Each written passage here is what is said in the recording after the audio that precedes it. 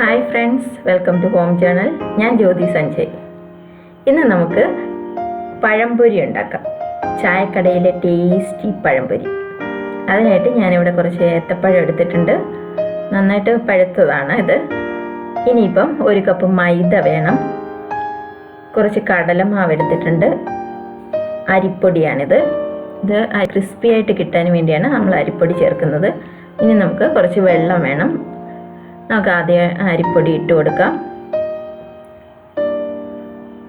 കടലമാവ് ഇതൊരു 2 table spoon കാണും. പിന്നെ കുറച്ച് മഞ്ഞൾപ്പൊടി വേണം. ഒരു കളർ കിട്ടാൻ വേണ്ടി ഞാൻ മഞ്ഞൾപ്പൊടിയാണ് ഇവിടെ ചേർത്തിരിക്കുന്നത്. പിന്നെ പഞ്ചസാര ഞാനൊരു 3 ടേബിൾ സ്പൂൺ ഇട്ട് കൊടുത്തിട്ടുണ്ട്. മധുരം ഒന്ന് ബാലൻസ് ചെയ്യാൻ ഉപ്പിട്ട് കൊടുക്കാം.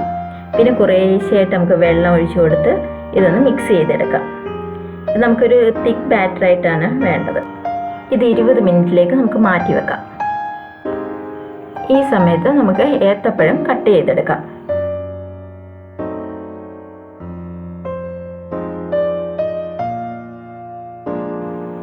ഇനി മുറിച്ച് വെച്ച ഏത്തപ്പഴം നമുക്ക് ബാറ്ററിലേക്ക് ഇട്ട് കൊടുക്കാം.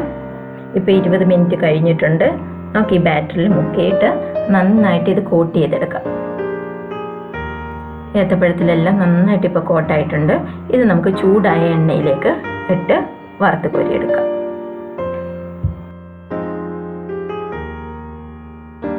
ഇതിൽ കടലമാവൊക്കെ ചേർത്തിരിക്കുന്നത് നമുക്ക് നല്ല പെർഫെക്റ്റ് ആയിട്ടുള്ള കോട്ടിങ്ങോടുകൂടി നമുക്ക് ഈ പഴംപൊരി കിട്ടും.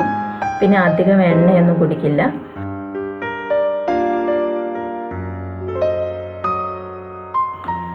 നമ്മൾ ഈ ബാറ്ററി 20 മിനിറ്റ് റെസ്റ്റ് ചെയ്യാൻ വെച്ചത് കൊണ്ട് തന്നെ ഇതിപ്പം നന്നായിട്ട് പൊങ്ങി വരുന്നുണ്ട്.